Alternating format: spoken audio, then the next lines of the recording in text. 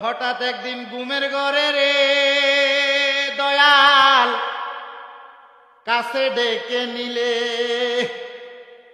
ওরে কি জানি কি মন্ত্র দিয়া পাগল কইরা দিলে। ওরে সেই অবধি জ্বলছে আগুন, আগুন নিবে না জল দিলে। বাতাসে মোর প্রাণ জুড়ায় না, দয়াল তোমায় না দেখিলে। কন্যা বাতাসে মোর প্রাণ জুড়ায় না, দয়াল তোমায় না দেখি। কোথায় হইতে আইলাম গো আমি, দয়াল গো কে ভাই আমার জগৎ গো স্বামী। ওরে কোথায় হইতে আইলাম গো আমি, দরদি গো কে ভাই আমার জগৎ গো স্বামী। আরে সিনার ভাগ্য হইল না আমার, আরে ও মুর্শিদ সান্দামার।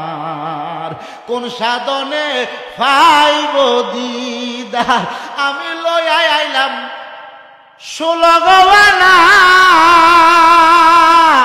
নবী গো ব্যাপার করিতে রে দুনা।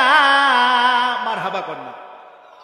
আল্লাহ 16 আনা পুঞ্জি দিছে এ ব্যবসা করার লাই, পুঞ্জি বাড়ানোর লাই। কিন্তু আমরা এমন না ফরমান বান্দা, ব্যবসা বাড়ানো দূরের কথা, বরঞ্চ চালান খাইয়া দেনা হইতেছে, কথা কয় না।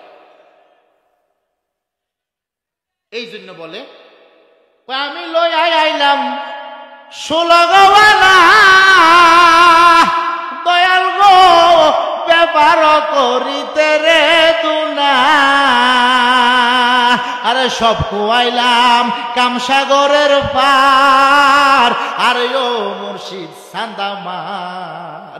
কোন সাধনে পাইব দিদার, আমি অবেলাতে সারলাম গো তরি। দয়াল গো বেলায় আছে দণ্ড গো সারি, আমি অবেলাতে সারলাম গো তরি। দয়াল গো বেলায় আছে দণ্ড গো সারি।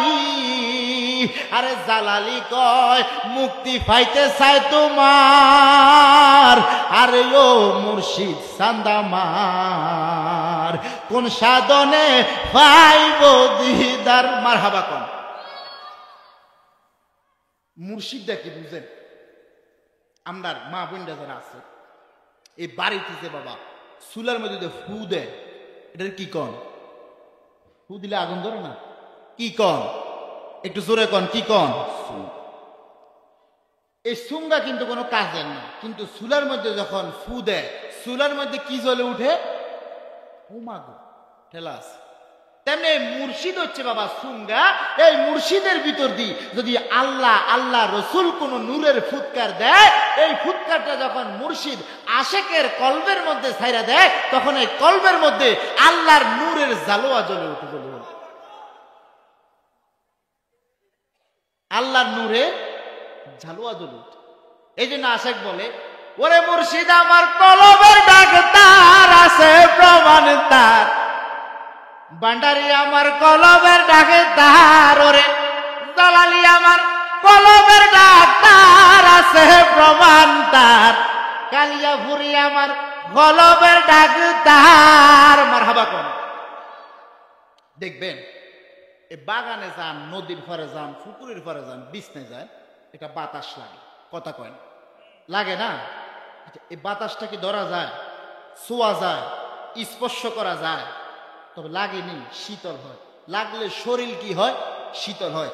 তেমনে আল্লাহ রসুলের দরবারে যাও, আল্লাহ নূরের বাতাস লাগে, ওই বাতাসে কলব পরিষ্কার হইয়া যায়। ধরে কোন সুবহানাল্লাহ। এগুলো কিন্তু ইম্পর্টেন্ট বিষয়, বুঝতে হবে। মুর্শিদ এটা অমূল্য রতন, মুর্শিদ অমূল্য রতন, করিও তারে যতন।